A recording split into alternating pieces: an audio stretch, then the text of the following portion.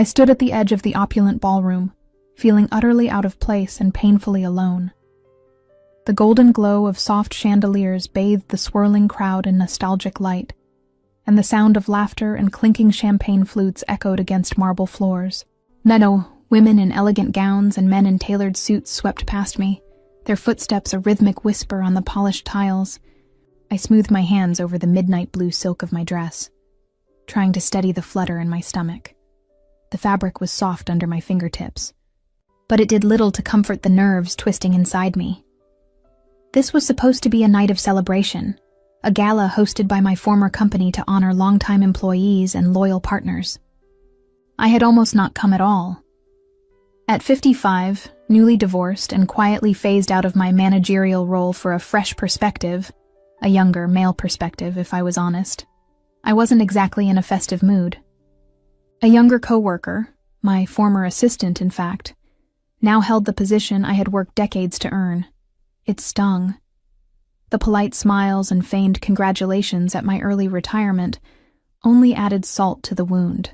But worst of all was knowing he would be here tonight. My ex-husband, Richard, mingled comfortably in the crowd, his booming laugh recognizable even across the hall.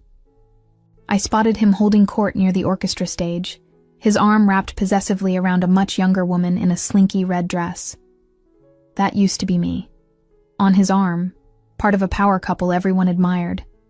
Now I was just Evelyn Clark, the cast-aside ex-wife standing alone by the punch table, trying to avoid pitying glances.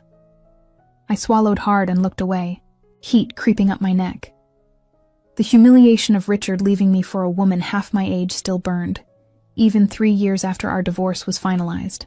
A burst of applause drew my attention back to the stage, where a string quartet had begun a waltz. The melody was sweet and aching, stirring up memories I thought I'd buried. Memories of when I loved to dance, when Richard would spin me around our kitchen just to see me smile. I blinked away the sudden mistiness in my eyes. I hadn't danced since the divorce. I wasn't even sure I remembered how. As couples moved to the dance floor, I shrank further back, hovering near a marble pillar. The prospect of standing there alone while everyone else glided in pairs filled me with dread. Already I caught sight of my former assistant, now the company's rising star, whispering something to a colleague while looking my way. They both covered their mouths, stifling laughter. My cheeks flamed. I could almost hear the catty commentary. Poor Evelyn. No partner, no career. What a sad woman. My heart pounded with a mix of anxiety and defiance. I refused to let them see me crumble. Not tonight. If I was going to show up to this gala, I would not be the pathetic figure they all expected. I straightened my spine and lifted my chin, channeling every ounce of poise I'd learned in my 55 years. You are strong. You are here by choice, and you will not be embarrassed, I told myself. But that was easier said than done. The waltz was in full swing now, the swirling couples a blur of color and grace. I felt a lump in my throat. This was a mistake. I should have stayed home with a good book and a cup of tea. What was I trying to prove by coming here alone? Just as I considered making a quiet exit, I caught sight of him. Across the ballroom, near a table laden with crystal glasses, stood a tall, distinguished man unlike any other in the hall. He was perhaps in his late 50s or early 60s, with silver threaded through the dark hair at his temples. Even from a distance, I could sense an aura of command about him. He wore a perfectly tailored black suit that accentuated broad shoulders and a proud, rigid posture. One hand rested on a polished cane, more an accessory than a necessity, given how steady he appeared on his feet. People gave him a wide berth, unconsciously respecting an invisible boundary around him.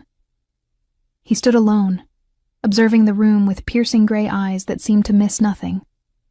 There was a stillness to him, a controlled power in the way he held a simple glass of scotch, swirling the amber liquid idly. I had never seen him at any of our company events before, and I was certain I would remember if I had. He was the kind of man who etched an impression whether you wanted him to or not. Leaning toward me, a waiter refilled my champagne flute. I murmured a thank you, still watching the lone man with quiet curiosity. Two well-dressed socialites approached him, clearly flirting as they offered their hands in greeting. He gave them a polite nod, but notably, he did not shake either offered hand. Instead, he set his drink down and clasped both hands atop the silver wolf's head pommel of his cane. One woman, emboldened, lightly touched his forearm as she laughed at something she said, but he immediately, almost imperceptibly, stepped back. The message was clear by the hard set of his jaw. No touching. The women exchanged awkward glances and drifted away, their giggles turning to whispers behind their fans. I realized I was staring. My friend and former colleague Marjorie sidled up then, following my gaze. "That's Vincent Romano," she whispered conspiratorially. "Who?" I asked, tearing my eyes from the mysterious man. Up close, Marjorie's heavy perfume and the wine on her breath flooded my nose. "Vincent Romano," she repeated softly, as if speaking a dangerous secret. "He's some kind of reclusive tycoon. Never comes to these things, but the higher-ups must have coaxed him out tonight for the big client reveal." I frowned. The name rang a bell. Romano, as in Romano Industries? I recalled a news snippet. Romano Industries was a powerful conglomerate with hands in everything from shipping to real estate. Our firm had been courting a partnership with a logistics giant rumored to be owned by them. Marjorie nodded, eyes wide. "Yes, but there are other rumors. They say he's old money, like old, and connected." She tapped her nose meaningfully. "If you know what I mean." I did know. She meant mafia connected. My stomach did a little flip. Of course, at a corporate function, there wouldn't be an openly acknowledged mob boss. But wealthy businessmen with underworld ties did exist. Studied Mr. Romano again. The commanding presence, the deference others gave him, the subtle wariness in Marjorie's tone. It fit. "He never dances," Marjorie went on, confirming what I'd observed. "In fact, he never lets anyone touch him. I heard even handshakes are off limits. Supposedly, one time a city councilman slapped him on the back, and one of Romano's bodyguards nearly broke the guy's arm before Romano waved him off. He's notoriously untouchable. Untouchable. That word resonated in me, heavy with more than one meaning. He kept himself isolated, insulated, not unlike what I had done since my divorce. Except in my case, it was loneliness and fear of being hurt again that kept me from reaching out. What was his excuse? As the waltz music swelled to a crescendo, a rash idea seized me. Perhaps it was the champagne bubbling courage through my veins, or the desperate refusal to be pitied by my former colleagues. But in that moment, I saw an opportunity. If I was going to dance tonight, if I was going to salvage any shred of pride, I needed a partner who would make everyone stop and take notice. Someone so unexpected that it would silence their gossip for good. My eyes locked on Vincent Romano. He was still standing by the table, alone amid the crowd. The very idea was absurd. He was a man who allowed no one near him, and I was a stranger. Yet something about that aloof posture, the flicker of emptiness I thought I saw in his eyes, emboldened me. Perhaps he was as lonely in that crowd as I felt. Before I could second-guess myself, I downed the rest of my champagne in a single gulp and squared my shoulders. "Cover me," I murmured to Marjorie, thrusting my empty glass into her hand. "Evelyn, what are you—" she began. But I was already striding forward, propelled by a mix of courage and recklessness I hadn't felt in years. Every step across the ballroom rang in my ears, the tap of my low heels on marble sounding louder with each heartbeat. I weaved through the dancing couples, my pulse thrumming like the violin strings that sang through the air. Closer, step by step, until at last I stood just a pace away from Vincent Romano. He noticed me at once. Those storm-gray eyes flicked to me sharply, alert and guarded. Up close, I felt the full force of his presence, like standing too near a blazing fire. A faint scent of warm cologne and smoke drifted from him, stirring something in my memory. Safety, warmth, a fireplace on a cold night. The sensation was disarming. For a fraction of a second, neither of us moved or spoke. I realized I was holding my breath. The plan that had seemed so clear across the room now felt insane under his steely gaze. Up close, Vincent Romano was even more intimidatingly handsome. Strong jaw, high cheekbones, the faint shadow of stubble peppered with silver. Fine lines etched the corners of his eyes, hinting at experience, hardship, maybe sorrow. I suddenly felt exposed, foolish. What could I possibly say? I dropped into a polite half-curtsy, an old-fashioned reflex from my youth, and offered a tremulous smile. "Mr. Romano," I managed, keeping my voice steady. "Forgive my boldness, but would you do me the honor of this dance?" His eyebrows lifted, a subtle movement that nonetheless conveyed utter surprise. Up close, I noticed a thin scar cutting through his left brow, an unexpected imperfection that somehow made him more real. He regarded me in silence for a heartbeat longer, those unreadable eyes flicking over me from my silver hair swept into a chignon, to the modest sapphire pendant at my neck, down the length of my navy gown. I felt as though I were being assessed down to my soul. Heat bloomed in my cheeks under his scrutiny. My heart thudded painfully. He hadn't said a word. What if he laughed at me, or worse, brushed me off with cold disdain in front of everyone? I could practically feel Marjorie's horrified stare from across the room and the curious eyes of others nearby. This was a terrible mistake. Just as panic was about to overtake me, Vincent inclined his head ever so slightly. "The honor would be mine," he said, voice low and resonant. For a moment, I was sure I'd misheard. But then he set his cane against the table, and with a graceful motion, extended his hand to me. It hung there in the air between us, large and steady, waiting. Tentatively, I placed my fingers in his. His skin was warm, his palm calloused as it enveloped my smaller hand. A jolt of something electric passed through me at the contact. Surprise, because I hadn't expected the simple touch to affect me, and perhaps a flicker of triumph because he was allowing me to touch him. Behind me, I swore I heard the clatter of someone dropping a glass in shock. Vincent stepped closer and bowed with old-world courtesy. I smelled a hint of that smoky cologne again as he inclined his head. My pulse fluttered wildly as he led me the few steps onto the dance floor. The other couples were slowing, eyes widening, parting to make room. I caught a glimpse of Richard gaping, his arm slipping from the waist of his young date. My former assistant's jaw hung open in astonishment. The shock rippling through the room was palpable. Evelyn Clark, Wallflower, had just coaxed the untouchable Vincent Romano onto the dance floor.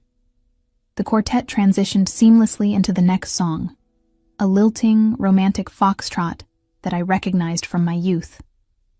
Vincent turned to face me, placing his free hand respectfully at my waist. The weight and warmth of that hand through the silk made my breath hitch. He was careful, reserved in how he touched me, as if testing his own boundaries. I rested my left hand lightly on his shoulder. It was solid muscle beneath the soft wool of his suit jacket. We began to move, slowly at first. My muscle memory took over where my confidence wavered. Thankfully, dancing was one thing I hadn't forgotten. Step, together, glide. I followed the gentle pressure of Vincent's lead. He was an excellent dancer, sure-footed, fluid, and far more practiced than I expected. "You're very light on your feet, Mr. Romano," I managed to say, hoping a bit of conversation would ease the intensity of his gaze. His eyes met mine, and I glimpsed curiosity there. "Call me Vincent," he murmured. His voice was deep, almost gravelly, but there was a gentleness to the way he said it. "Vincent," I corrected softly. "I'm Evelyn." A faint smile touched the corner of his mouth. "Evelyn," he repeated, as though testing how my name felt on his tongue. Hearing him say it sent a small thrill through me. We fell into a comfortable silence then, letting the music guide us. As we twirled under the golden light, I became acutely aware of everything. The crisp scent of his cologne mingling with a trace of whiskey on his breath, the subtle squeak of my satin shoes against the floor, the distant hum of chatter around us. But more than anything, I was aware of him. The strength in the arm that held me, the careful distance he maintained, just enough space to be proper. Yet our bodies warmed the air between us. A few strands of my hair had come loose from their pins, and I felt them brush my cheek. Before I could tuck them back, Vincent released my hand briefly and oh so gently swept the errant locks behind my ear with his fingertips. The gesture was surprisingly intimate. I looked up, startled by the tenderness of it, and found him studying me. Something unspoken passed between us in that moment, a spark of connection that defied logic. I felt seen, in a way I hadn't in a very long time. "Thank you," I whispered, unsure if I was thanking him for the dance or the small kindness. Perhaps both. His gray eyes softened. "It is my pleasure," he said quietly. We continued to glide, and I dared to let a genuine smile curve my lips. All too soon, the music began to fade. I realized I didn't want it to end. I didn't want to step back into the cold loneliness that surely awaited once this dance was over. This unexpected reprieve from my isolation had been intoxicating. As the final note sounded, Vincent slowed us to a standstill. Applause rose around us, startling me. I had been so wrapped up in our little world, I'd forgotten anyone else was watching. Embarrassed heat flooded my face as I glanced around. To my astonishment, some people were actually clapping for us. Marjorie was beaming, giving me a discreet thumbs up. Others simply looked stunned that Vincent Romano had danced at all. Richard, however, was scowling, his mouth a thin line. His young girlfriend looked merely confused at his change in mood. I met Richard's eyes, and for the first time in years, I didn't immediately look away. Let him see me now, I thought, standing tall on the arm of a man more dignified and captivating than he could ever be. Vincent must have sensed my tension. He leaned in slightly. "Are you all right?" he asked under his breath, concern flickering over his features. I forced myself to smile brighter. "I am. More than all right, actually," I replied, letting a bit of triumphant pride seep into my voice. He followed my line of sight to Richard, then back to me. A knowing glint touched his eyes. Perhaps he could guess at the situation. He seemed perceptive enough, but all he did was nod once, as if confirming something to himself. The crowd began to disperse as another song started up, slower and mellower. I realized I was still holding on to Vincent's shoulder, and his hand still lightly rested at my waist. A nervous flutter awakened in my belly. "I suppose we should—" I began, unsure how to gracefully exit his space. The last thing I wanted was to presume upon his kindness any longer. Vincent surprised me by interjecting, "May I interest you in a drink, Evelyn?" He retrieved his cane smoothly, then offered me his arm like a proper gentleman. The old-fashioned gesture made me flush with pleasure. "Yes, I'd like that," I accepted, slipping my hand into the crook of his arm. It was a bold move given his no-touching reputation, but he didn't flinch away. Instead, he covered my hand gently with his own for a brief moment, patting it, before leading me off the dance floor. That small sign of comfort and possession, his hand warm over mine, made my heart flip. We strolled towards the refreshments, and I tried to ignore the buzz of whispers trailing behind us. My legs felt light, almost shaky, after the adrenaline of the dance. Vincent guided me steadily, his presence at my side strangely reassuring. It struck me that this was the first time in ages I was walking into a crowded room, not as part of a couple with Richard, but alongside someone else. Someone who, against all odds, made me feel safe in a room full of people who had once seen me vulnerable. At the drinks table, a waiter immediately poured us fresh flutes of champagne. Vincent quietly requested something else, a bourbon for himself, and the attentive server hurried to oblige. As the server stepped away, I noticed one of the so-called associates lingering near the bar, giving Vincent a respectful nod that he barely acknowledged. Bodyguard, I realized. It certainly explained how he'd moved so quickly to stop that councilman's overzealous pat on the back. He had watchful eyes on him at all times. Vincent handed me a champagne flute. To unexpected dances, he offered, raising his bourbon glass. The amber liquid glinted in the light. I tapped my glass lightly to his. And to breaking the rules now and then, I replied with a grin, emboldened by the warmth of his attention. We sipped in companionable silence for a moment. The champagne was dry and fizzy on my tongue. Though he appeared outwardly calm, I sensed a tension still coiled in Vincent, like a panther at rest but not unfocused. He seemed to be scanning the crowd even as we stood there, his eyes always moving, assessing. It made me wonder if he was enjoying himself at all, or if he was here purely as a business obligation. You mentioned this was your company's event? He asked suddenly, turning that penetrating gaze back to me. I nodded, surprised he remembered. Yes, well, my former company. I worked in product development for 30 years. I actually retired earlier this year. I tried to keep any bitterness out of my tone. His head tilted slightly. 30 years is a long time. You must have been very young when you started. I couldn't help a small laugh. Flatterer. I was 25 and full of big ideas. Gave it everything, thinking I'd climb right to the top. I shrugged, keeping my smile even. I made it to a decent height on the ladder, but things change. New management, new direction. They decided I'd contributed enough. That hardly seems fair, he said quietly. There was a hard edge to his voice that made me think he found it more than just unfair, throwing away such experience. I looked down, swirling the champagne in my glass. Life isn't often fair, but I can't complain. I got a nice severance package and a send-off party. I gestured vaguely at the ballroom. And a pity invite to this gala to make sure there were no hard feelings. He studied me for a moment, and I fidgeted with the stem of my glass. Had I said too much? It wasn't like me to spill my career woes to a stranger, but something about Vincent invited honesty. Perhaps because he felt like an outsider here too. And did it work?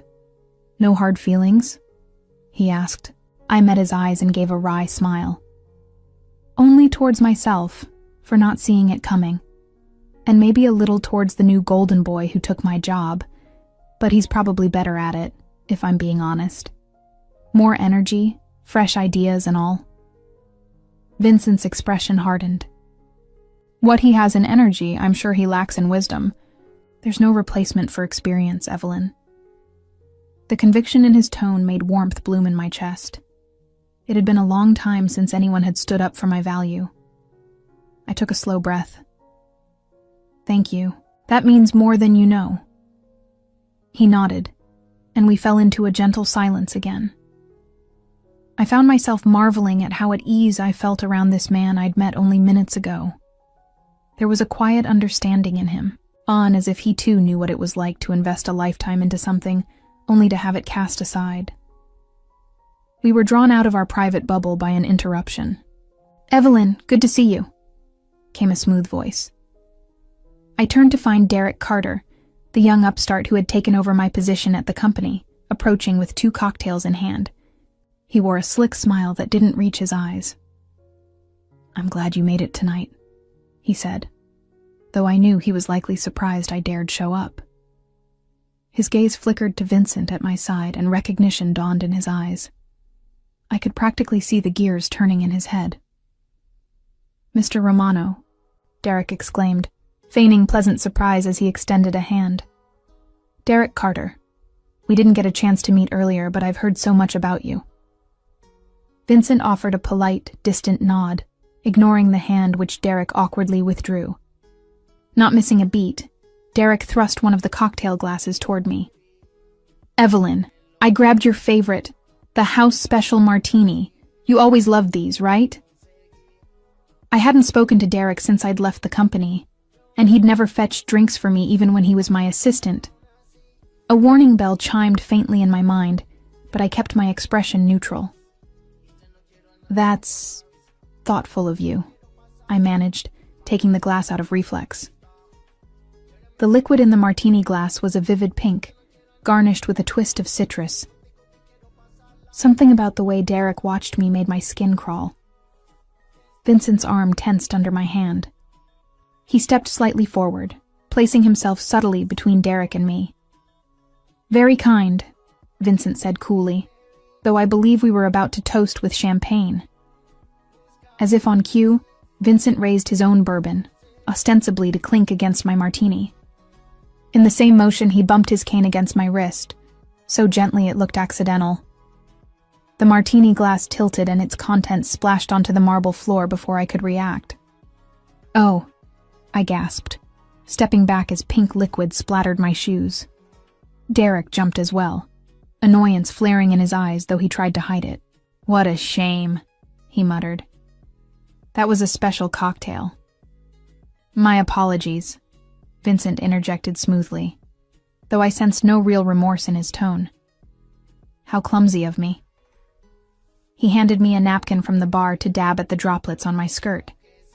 In a swift motion, he also took the now nearly empty martini glass from my hand and set it aside.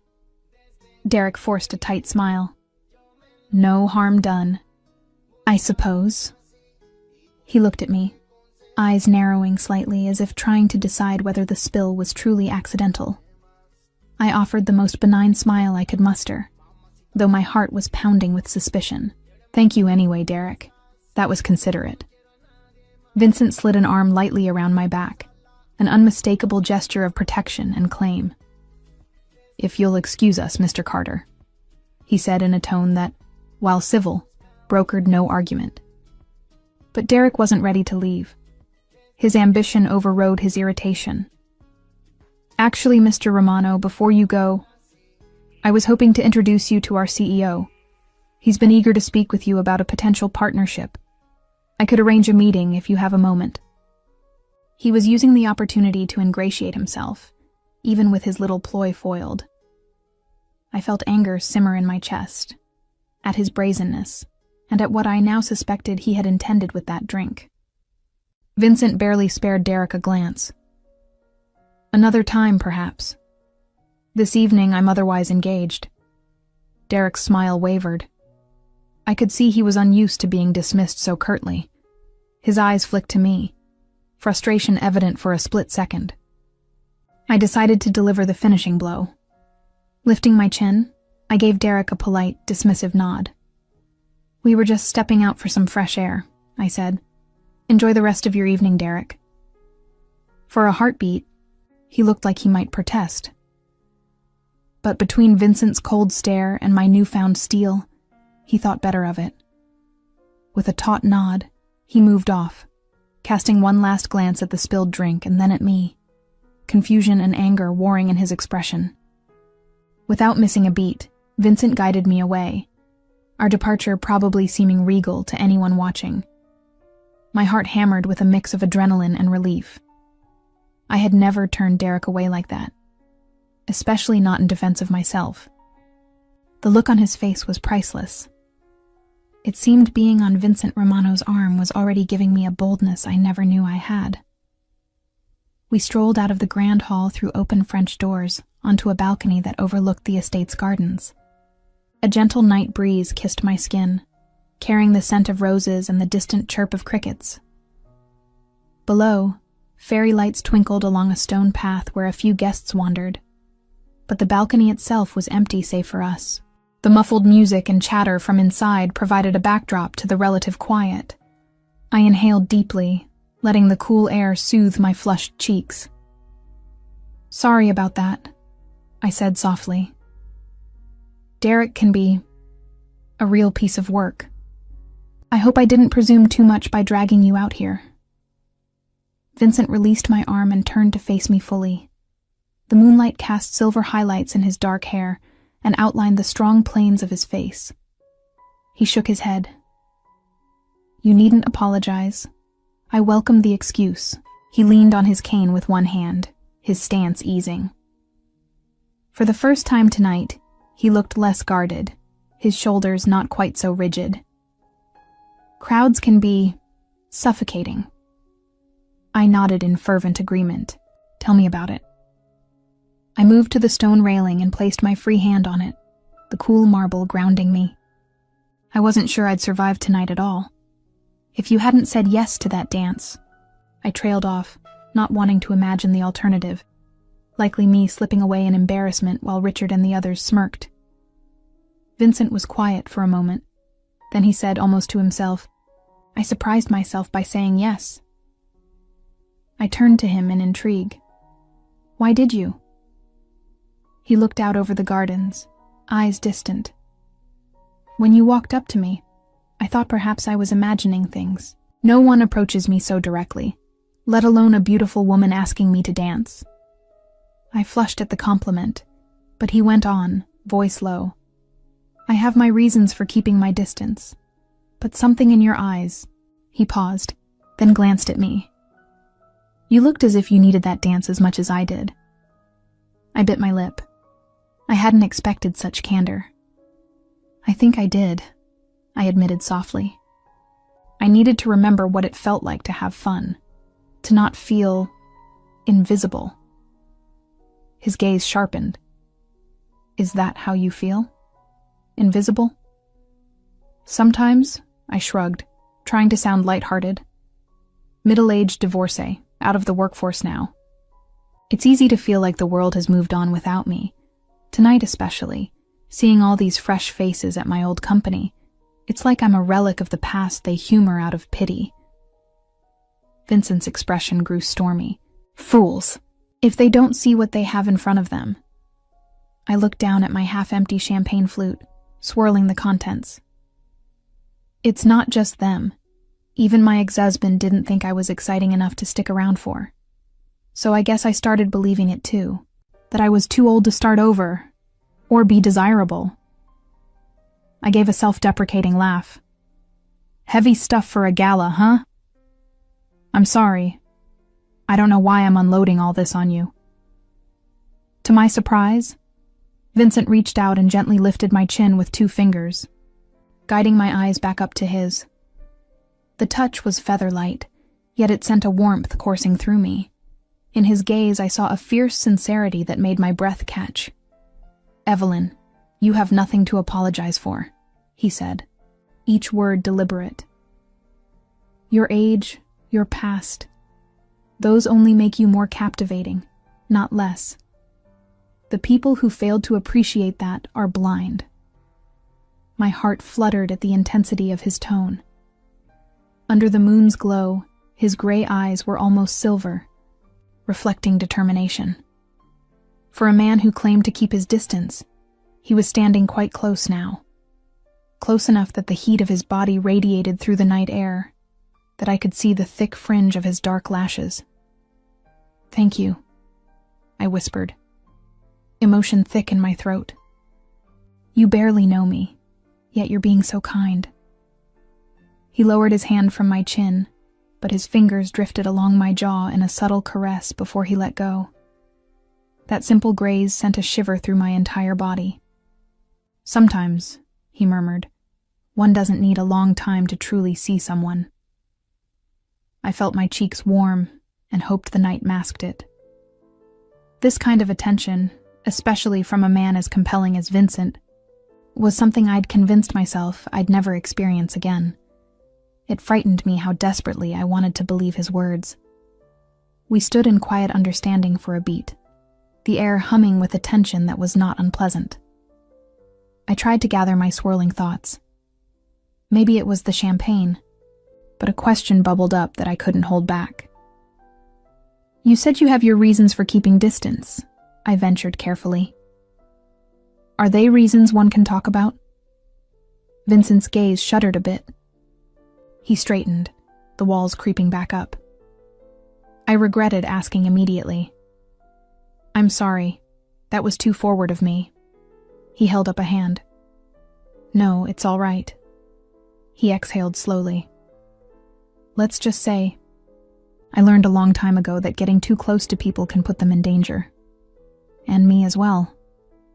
It became easier to keep everyone at arm's length. His guarded response confirmed more than he probably realized. The hints of mafia rumors, the bodyguards, the paranoia. It all made sense.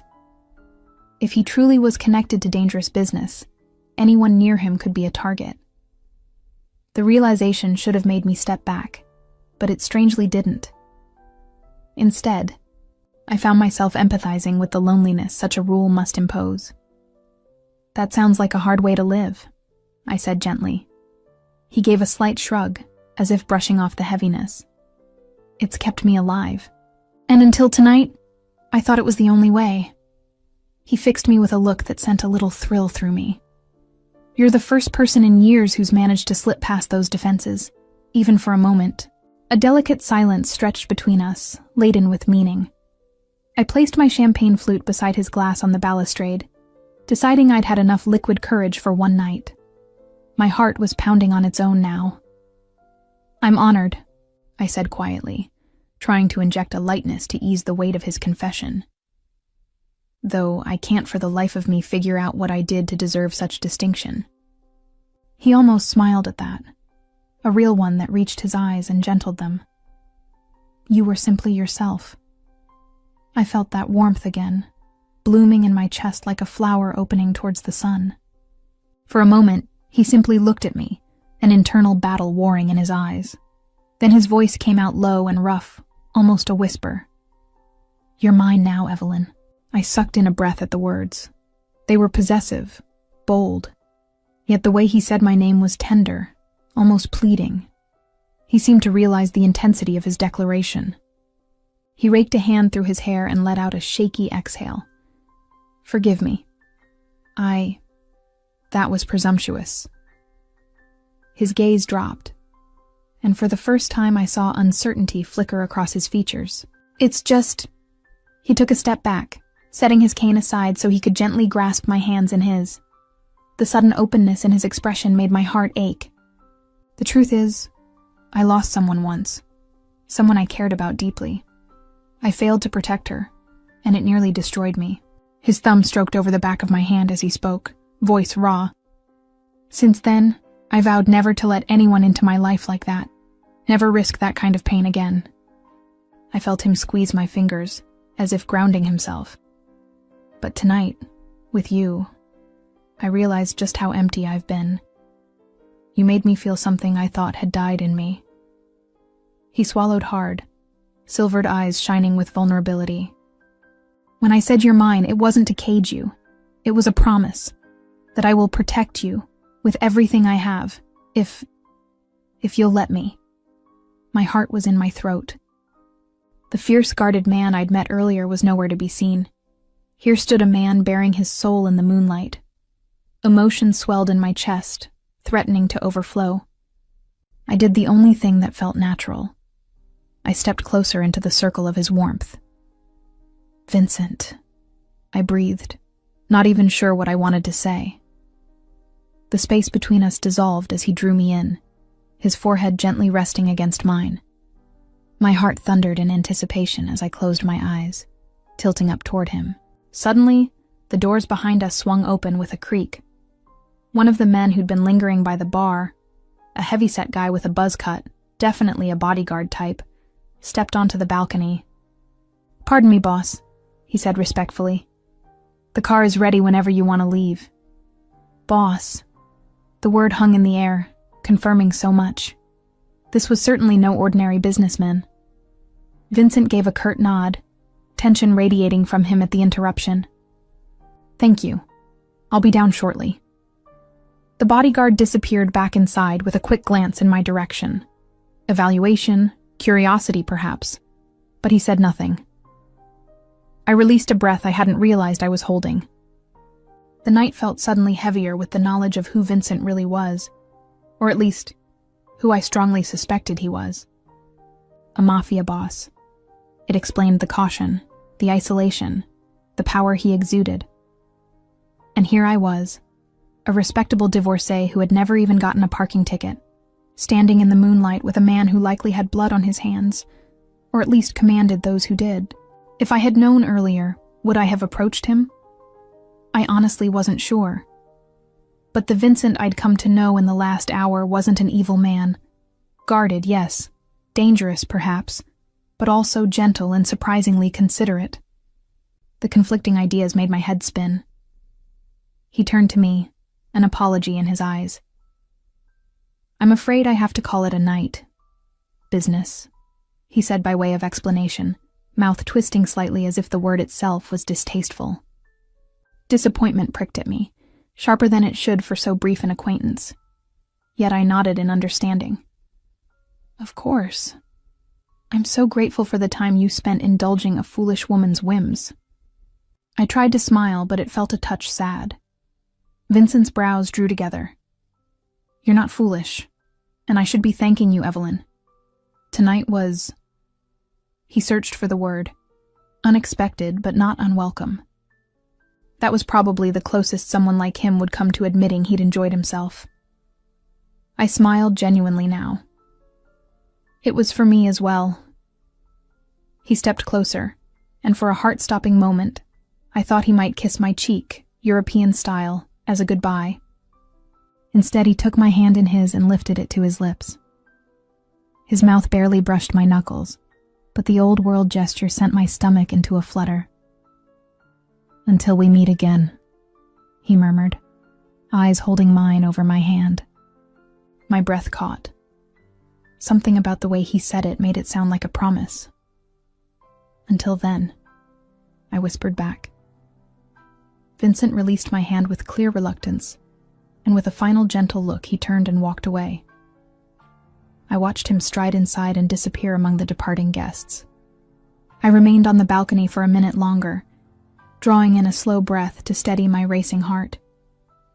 The night breeze cooled the flush on my skin, but I still felt the warmth of his touch lingering like a promise. What on earth had just happened? A dance, a conversation, and yet it felt like the axis of my world had tilted in that short time.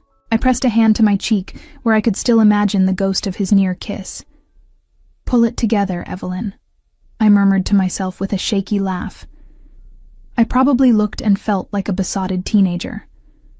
Perhaps it was the vindication of seeing Richard's stunned face, or the thrill of doing something so out of character. Or maybe it was simply the intoxicating effect of Vincent Romano himself. Intelligent, charming, and yes, a bit dangerous.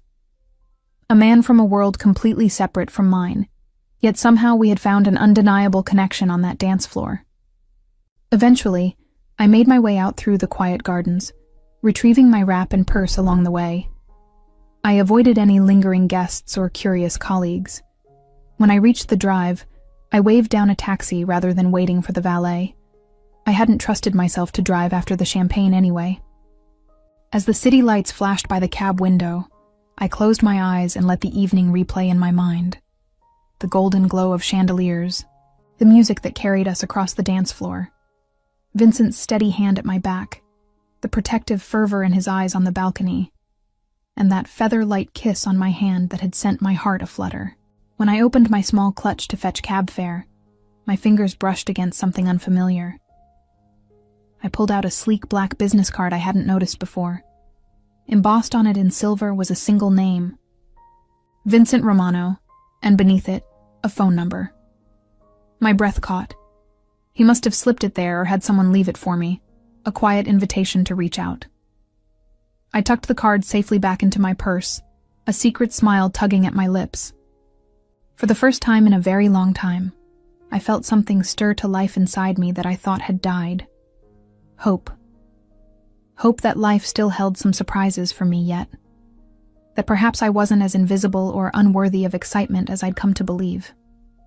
I didn't know what tomorrow would bring, or if I'd truly hear from Vincent Romano again. But I knew one thing for certain. I would never forget this night. The night I dared to reach out, and he reached back. And in my heart, I knew it was only the beginning. 7 years later. The afternoon sun slanted golden through the dusty front windows of my little bookshop as I flipped the sign to closed. I stretched my arms, easing the kink in my lower back. At 62, A day of unpacking inventory left me more stiff than it used to. But I wouldn't trade this life for anything. Not when I had my son, our son, waiting eagerly in the back room, humming to himself as he drew crayon pictures. "Ready to go, Leo?" I called softly as I walked through the curtained doorway that separated the cozy shop floor from our living space behind it. A dark-haired boy looked up from where he was sprawled on the rug, crayons scattered around him. "Almost, Mama," Leo replied, flashing me a gap-toothed grin. At 6 years old, he was the spitting image of his father in so many ways. The same thick, raven hair and intense gray eyes, though Leo's held an innocence and light that never failed to buoy my heart. It was a light I fiercely protected. I smiled and crouched down beside him. "What are you working on there?" Leo held up his drawing proudly. In bold strokes of blue and black crayon, he had sketched a scene of 2 stick figures, one small, one large, holding hands. The larger figure sported a scribbled dark suit and a cane that looked more like a lollipop. The smaller one had a wild splash of black hair. They stood under a sky full of stars. My breath caught. I knew at once who the figures were meant to be, even if Leo had never met him. He had drawn this picture in various forms, dozens of times.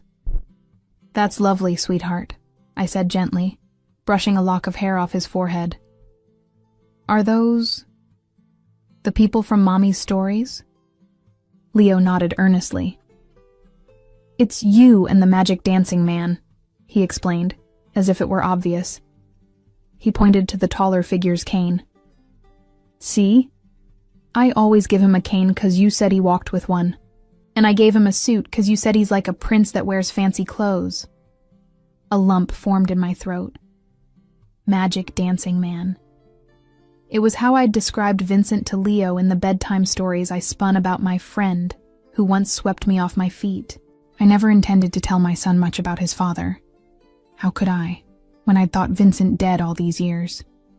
But sometimes, late at night when Leo was full of questions about why he didn't have a daddy, I found myself weaving a fairy tale version of the truth.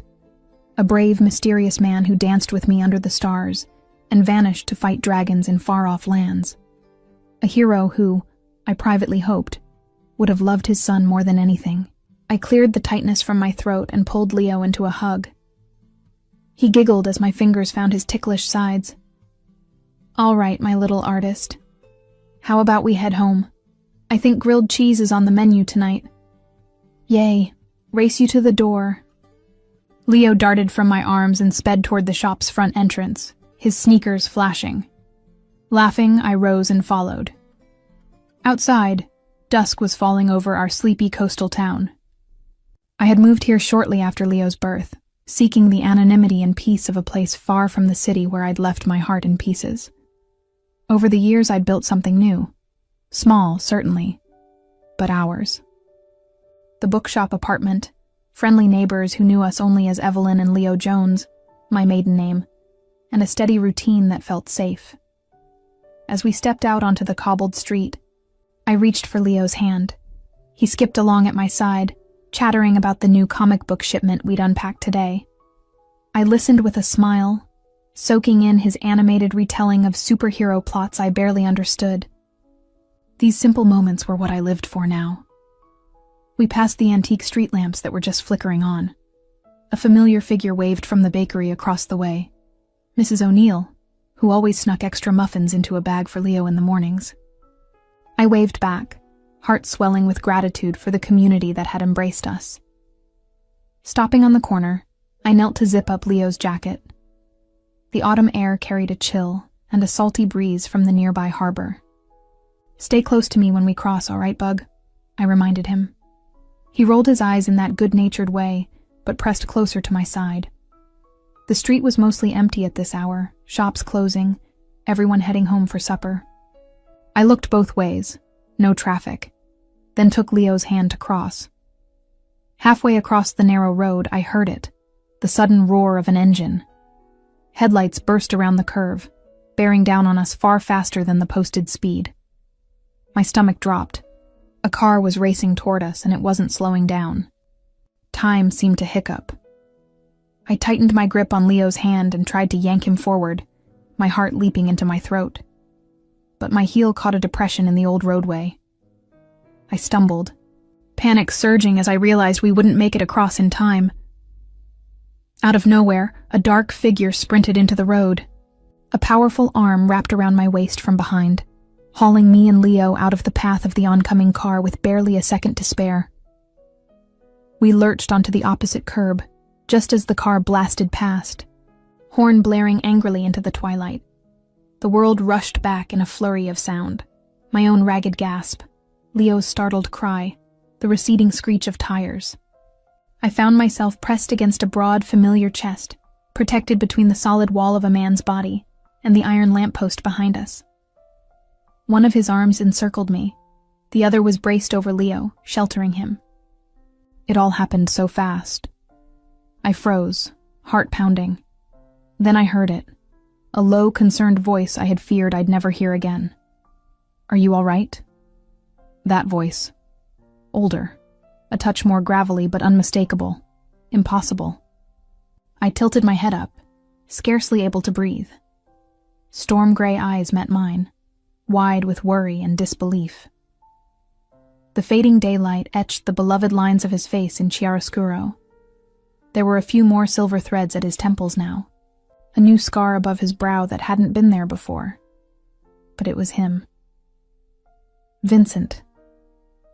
His name escaped my lips in a disbelieving whisper. My legs nearly gave out. Only his firm arm around my waist kept me upright. I saw his throat work as he swallowed. "Evelyn," he said, my name a reverent ache on his tongue. We simply stared at each other, 7 years dissolving in the space of a heartbeat. A small whimper broke the spell. Leo. He had been shielded between us and was now clinging to my leg, his face buried against me. I dropped to my knees, wrapping him in my arms. "It's okay, baby. I've got you," I soothed, checking him over. He was trembling but unhurt. Relief made my eyes sting. Only then did I remember we weren't alone. I rose slowly, every nerve ending alive, and faced the man who had saved us. Vincent stood a pace away now, as if giving me space. The last rays of sunset caught the angular planes of his face, the sharp jaw and proud nose I'd traced with my fingers in another lifetime. His expression was a storm of emotions, shock, uncertainty, and overwhelming, aching tenderness. For a long moment, neither of us spoke. Words failed me entirely. My heart galloped in my chest, and I could feel Leo peeking out from behind my skirt, curious and cautious. At last, Vincent broke the silence, voice rough and low. "I can't believe it's you. I was coming to find you, but I never imagined..." He glanced at the lamppost and the now empty street, his jaw tightening at the thought of what could have happened. "Thank God I got to you in time." I made a choked sound somewhere between a laugh and a sob. Tears pricked hot at the corners of my eyes. I can't believe it's you either," I managed, hearing the tremble in my tone. We simply stared at one another. 7 years' worth of longing and grief and unanswered questions swirled in the air between us. I wanted to throw myself into his arms and simultaneously demand how he could possibly be alive, be here. My hands hovered protectively on Leo's shoulders, grounding myself in the reality of my son. Vincent's gaze drifted down to the little boy pressed against my side. Leo looked back at him with open curiosity, his fright now fading into intrigue. I saw the precise instant Vincent noticed the boy's eyes, gray, just like his own. His breath caught audibly. Vincent whispered, awestruck. His eyes flicked up to mine for confirmation of the impossible. I nodded, a tear spilling free to trace my cheek. My voice was barely above a whisper. "Your son. Our son." A tremor went through Vincent's frame as he exhaled sharply. "Our son," he repeated, tasting the words. In 2 strides, he closed the gap between us and dropped to one knee, bringing himself face to face with Leo. Up close, father and child regarded each other in wonder. Leo wasn't fearful. If anything, he studied Vincent with the frank, unguarded curiosity that only a child could manage. I realized with a start that this was the first time Leo had ever seen a man who could be his father. In our little town, I'd always been careful. But there was something in the way Leo tilted his head at Vincent. A recognition beyond logic. "What's your name, little man?" Vincent asked gently, emotion thickening his words. "Leo," my son answered. Then he added shyly, "Are you the magic dancing man?" Heat flushed my cheeks. "Leo," I admonished softly, mortified, yet Vincent's eyes lit with sudden amusement and profound sorrow all at once. "The magic dancing man?" he echoed, glancing up at me with a mixture of bewilderment and wonder. I wiped at my tear-streaked face, managing a wobbly smile. I might have told him a bedtime story or two. Vincent closed his eyes briefly, as if steadying himself against a wave of emotion. When he opened them, they shone wet. "Leo," he said softly, holding out a hand as though afraid to spook him. "My name is Vincent, and yes, I suppose I am a dancing man of sorts." A hesitant smile curved his lips. "I even have a cane, see?" He nodded toward the silver-handled cane lying on the pavement where it must have fallen when he lunged to save us. I hadn't even noticed it in the chaos. Leo did, though. His eyes widened. "You really have one," he gasped, momentarily forgetting his shyness. He stepped forward and boldly wrapped his small hand around Vincent's much larger one. "Mama said you used it like a knight uses a sword to fight bad guys." A strangled sound escaped me, half laugh, half sob. Vincent's shoulders shook with a soft chuckle, even as a tear spilled down his cheek to be quickly brushed away. "Your mama gives me too much credit," he said, voice unsteady. "But I promise you, I'll never let any bad guys near either of you ever again." Leo looked satisfied with that answer, as if a great mystery of the world had just clicked into place for him. He glanced between us, and then announced, "I'm hungry." The innocent statement broke the tension. A shaky laugh burst from me as Vincent stood, scooping Leo into his arms with an ease that made my heart ache with joy. My little boy, who had never known a father's embrace, melted comfortably against Vincent's shoulder as if it were the most natural thing in the world. We were just heading home for supper," I explained, brushing at my damp eyes and trying to collect myself. My mind felt like it was swimming through molasses. I was elated, terrified, confused all at once. Vincent looked down at me, eyes searching. "May I walk you home?" he asked quietly. The formality of the request held a universe of deeper questions. "Can I come back into your life? Will you let me?" I pressed my lips together, overwhelmed. Part of me wanted to scream yes and fling myself at him. Another part, the part that had learned to guard my heart for Leo's sake, whispered caution. I'd mourned this man as dead. I'd put myself back together piece by piece for our child. And now, like a ghost made flesh, he was here. But he had just saved our lives, and Leo was already looping his little arms around Vincent's neck, as if he'd found something that had been missing all his life. My beautiful boy, who had never had a dad, was instinctively holding on to his father. I met Vincent's gaze. In it, I saw anguish and hope and love unspoken. 7 years. We had so much to say, but some small, fragile part of me believed this was fate handing me a second chance I never thought I'd get. "Yes," I finally whispered, voice catching. "Please walk us home." Relief broke over his face. He inclined his head, the old-world gentleman in him, even as his eyes brimmed with gratitude and something like disbelief. Together, our unlikely trio made our way down the block. Leo chattered happily to Vincent the whole time, filling the evening air with childhood exuberance. "Mama owns the bookstore. She lets me read the comics as long as I don't crinkle the pages, he informed Vincent matter-of-factly. Do you like books? I like space books and pirate books best. Vincent listened as though each of Leo's words were the most precious gift. I do like books, he responded warmly. And pirates, you say? Perhaps I can tell you about a real treasure island I once visited. Leo's eyes went huge. You've been on a treasure island? Vincent shot me a sideways glance, a hint of his old roguish charm peeking through. Well, I might be exaggerating a little, but I have traveled on a ship and found some treasure. Leo gasped in delight, already utterly enamored. I watched this exchange in quiet amazement. Despite the storm of emotions raging inside me, I realized I had never doubted that Vincent would be wonderful with his son if given the chance. Seeing it now, it was everything. At last we arrived at the narrow townhouse that held our shop below and home above. I unlocked the door with trembling hands. My mind spun. Should I invite him in? Do we talk on the doorstep? How does one even begin to bridge 7 years of separation? Leo made the decision for me. He tugged Vincent's hand, pulling him over the threshold. Come on. Mama makes the best grilled cheese.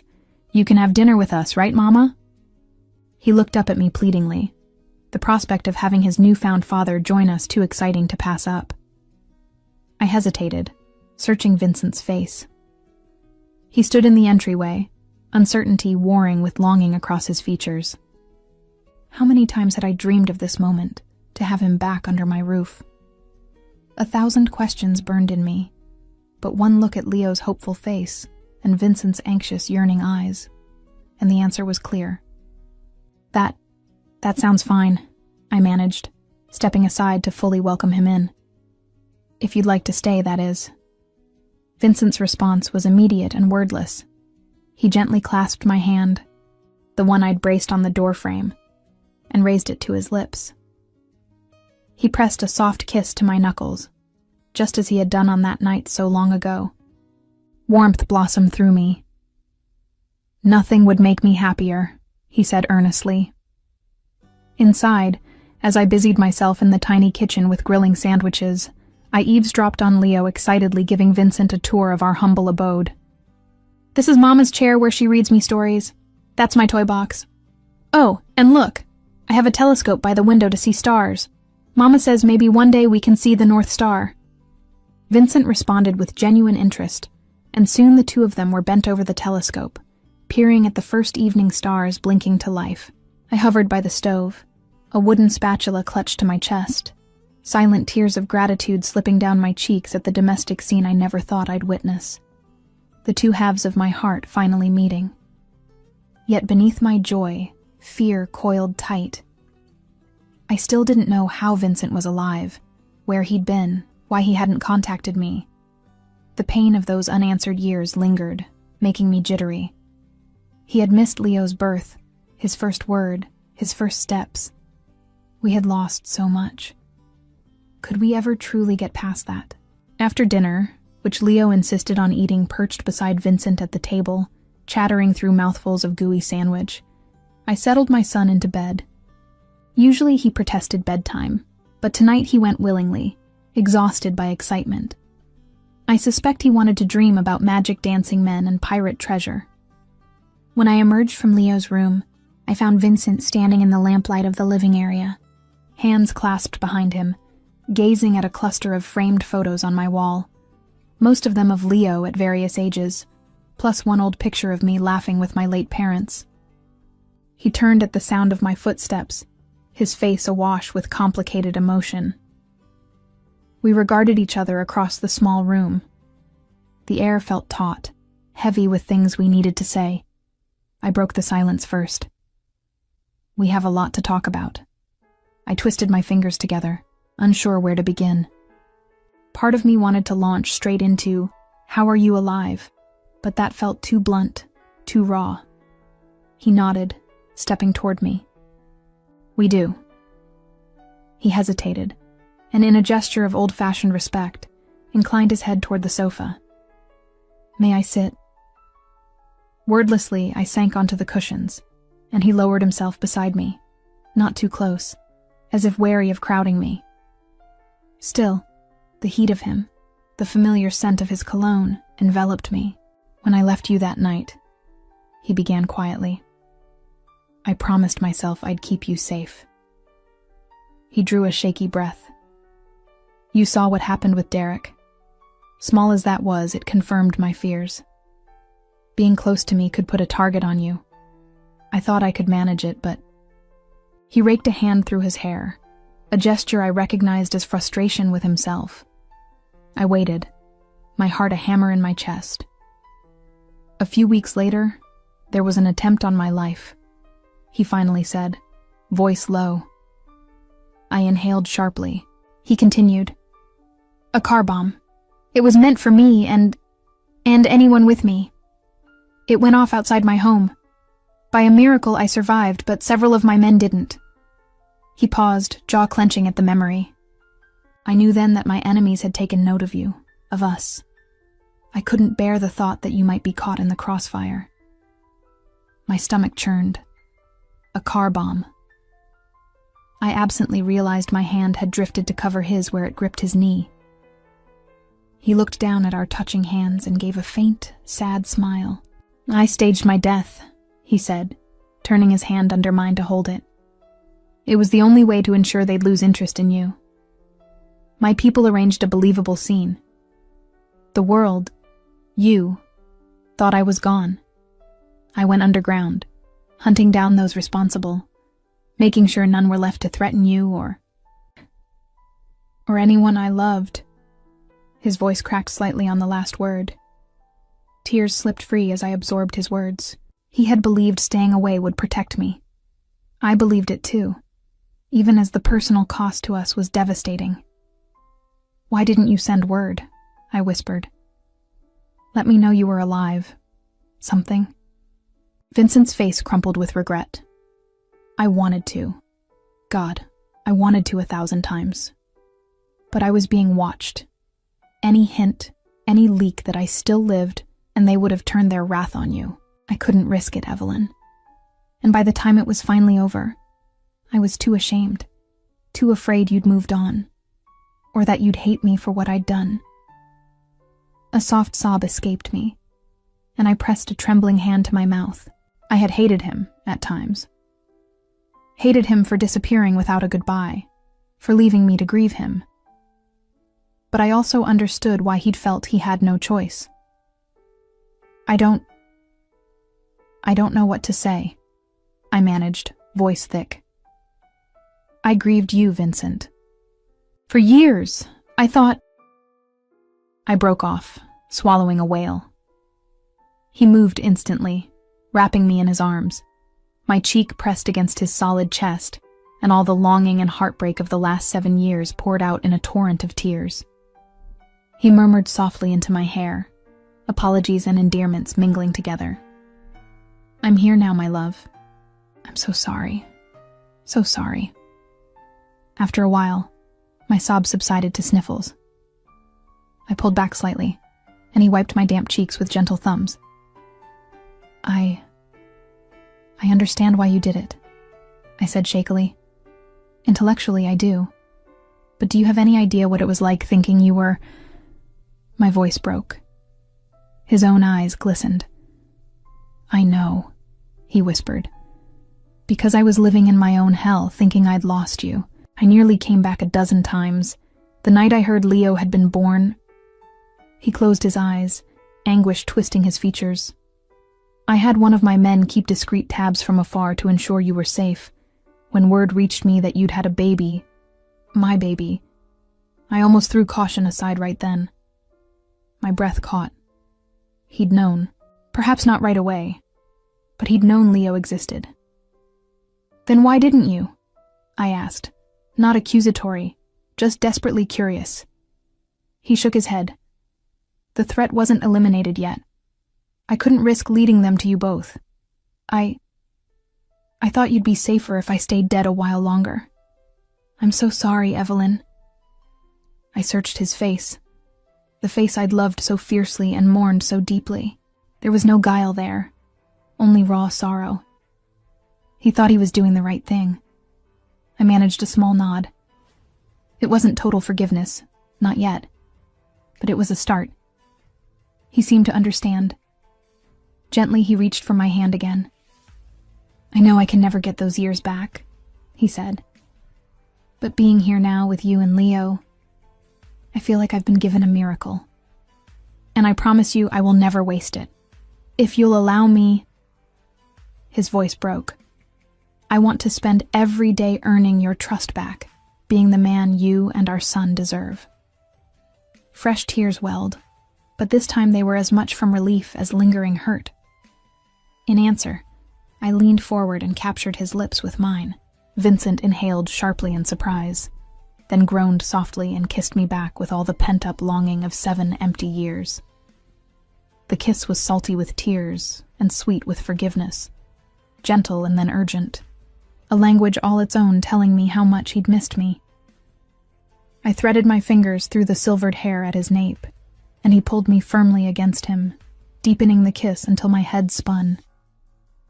When at last we parted, both breathless, I rested my forehead against his. I'm still mad at you, I murmured, though my lips twitched upward. I know, he chuckled hoarsely, pressing a kiss to the tip of my nose. I'll make it up to you for the rest of my life, I swear it. I let out a watery laugh. You'd better. Then I sighed, contentment and fatigue washing over me in equal measure. We'll figure it out. But for now, let's get some rest. He nodded and glanced toward the small spare room that I used as an office. I can take the couch or... Nonsense. I cut him off softly, surprising both of us. The guest bed is made up. I'll get you some fresh blankets. His eyes searched mine, gratitude and love shining there. Thank you, Evelyn.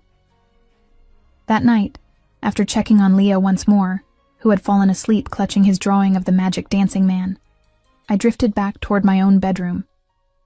As I passed the guest room, Vincent's low voice called out, Evelyn?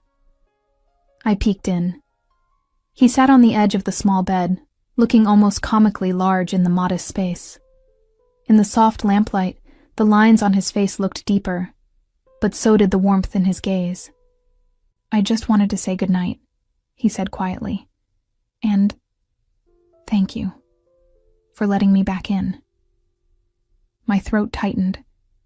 I stepped into the room, unable to resist brushing a stray lock of hair off his forehead. Good night, Vincent. On impulse, I leaned down and kissed his forehead lightly. He closed his eyes, seeming as moved by the simple touch as by any passionate kiss. When I withdrew, he caught my hand and pressed it over his heart, which thudded strong and steady beneath my palm. Sleep well, I whispered. With you here I will, he replied. In the early dawn hours, I woke to the sound of hushed giggles. I blinked my eyes open to find Leo perched on the edge of my bed, watching me with a gleeful grin. Mama, guess what? He whispered loudly. Vincent is making pancakes and he flips them really high. I sat up, rubbing my eyes. Sure enough, the cozy smell of pancakes wafted in from the kitchen. Is he now? I smiled, heart swelling at how naturally Leo said Vincent like part of the family already. Climbing out of bed, I followed my son to the kitchen. There was Vincent, standing at the stove with an apron barely fitting over his broad chest. A comical trail of flour dusted his hair. He was in the middle of executing an impressive pancake flip, which landed perfectly back in the pan just as we appeared. Ta-da! He announced to Leo, who clapped. Then Vincent's gaze met mine, and the happiness there made me weak at the knees. Good morning, love.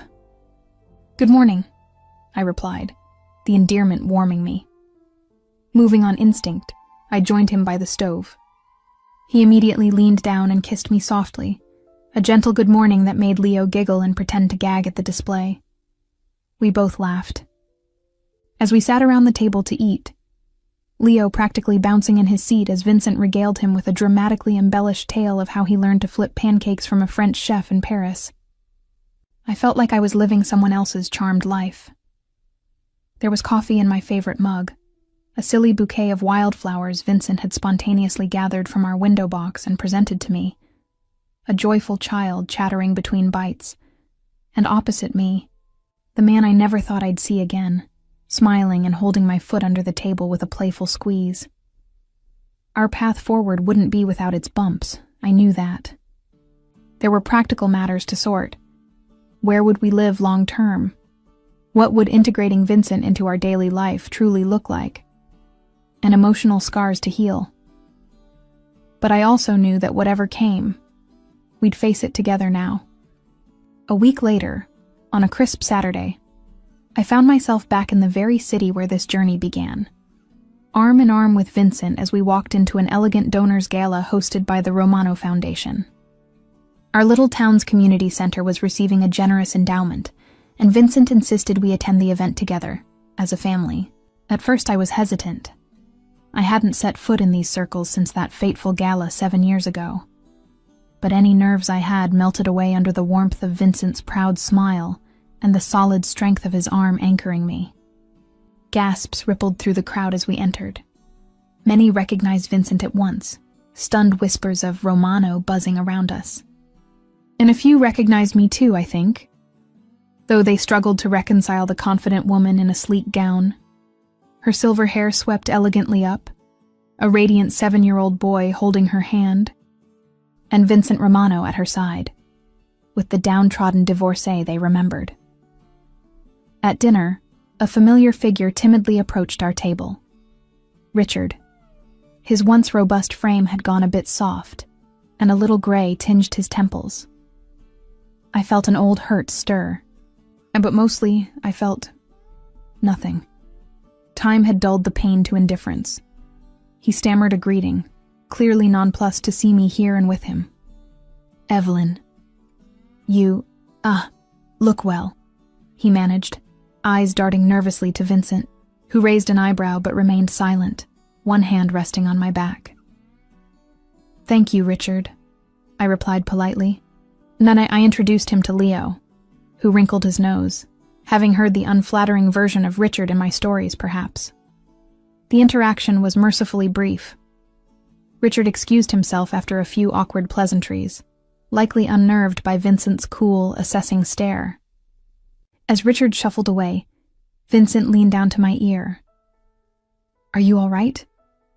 I realized I was entirely all right. The closure was subtle and complete.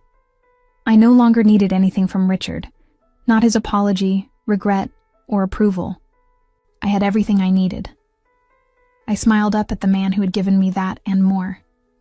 Never been better. Later, under the crystal chandeliers of the ballroom, Vincent extended his hand to me. "May I have this dance, tesoro mio?" he asked, using an Italian term of endearment that he'd begun using for me, my treasure. I placed my hand in his without hesitation. "Always."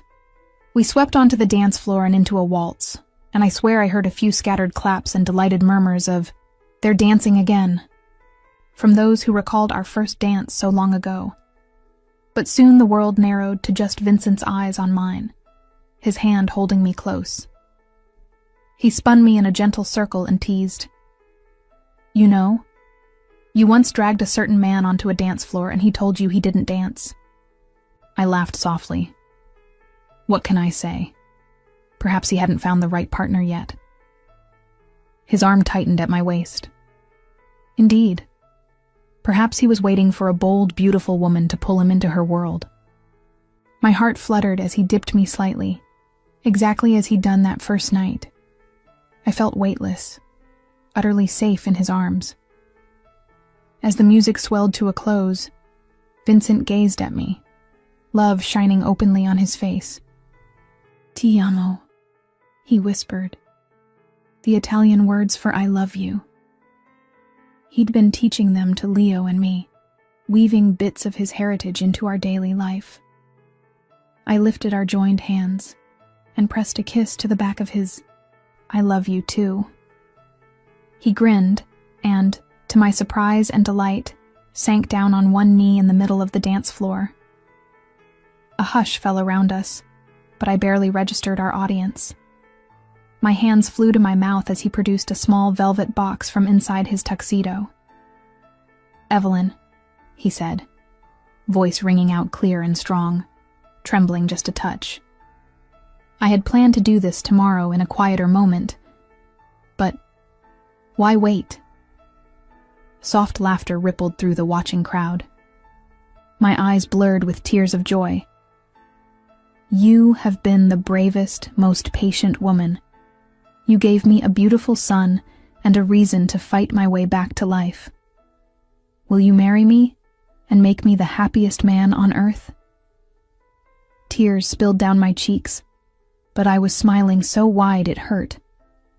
I gently tugged him back to his feet. My knees were far too weak to trust at the moment, and threw my arms around him. "Yes," I whispered, right in his ear. "Of course. Yes." Cheers and applause exploded around us as he slid a stunning sapphire ring. He'd remembered my birthstone, I realized with a laugh, onto my finger. Leo wriggled through the crowd moments later, having been looked after by Marjorie, dear Marjorie, who was dabbing her eyes happily nearby. Our boy launched himself at us and we swept him into our embrace, making it a family hug to the delight of all. In the midst of the celebration, Derek hovered at the edge of the crowd, clapping politely but looking rather piqued.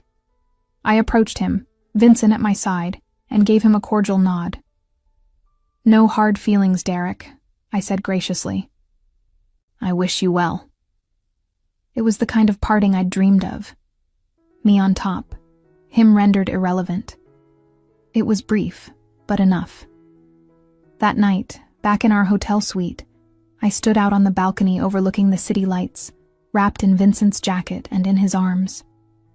Leo had long since fallen asleep between mountains of hotel pillows, thoroughly tuckered out.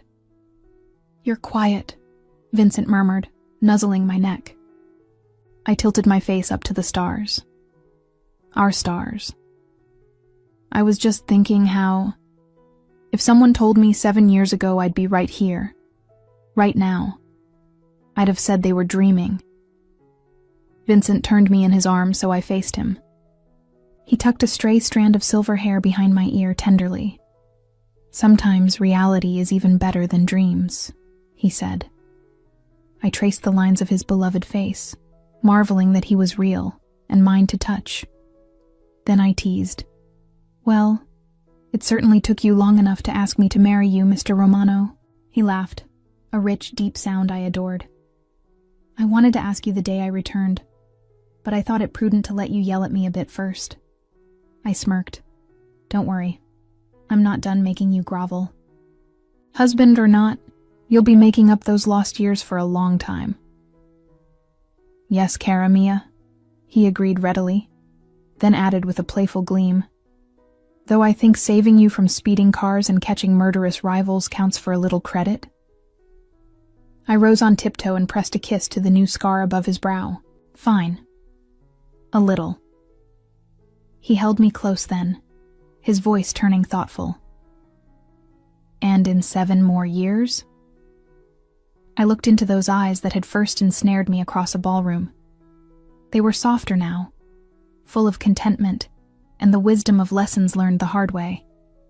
I thought of Leo growing up, perhaps siblings by then. Vincent certainly seemed keen on the idea of filling a nursery, or if his not-so-subtle hints were to be believed, of our home filled with laughter and maybe the pitter-patter of more little feet, of me continuing to run the bookshop, with expansion funds courtesy of one doting investor fiancé, and of Vincent perhaps finally finding peace from the ghosts of his past as he embraced the simple joys of bake sales and soccer games. "In 7 years," I said, brushing my nose against his, "I'll still be breaking the rules and pulling you onto dance floors, and you'll still be finding ways to keep life very interesting." My ring caught the moonlight and sparkled between us. Vincent smiled, the roguish, confident smile of a man who had found his place. "As long as we're doing it together, Evelyn. Always together," I promised. He kissed me then under the expansive night sky.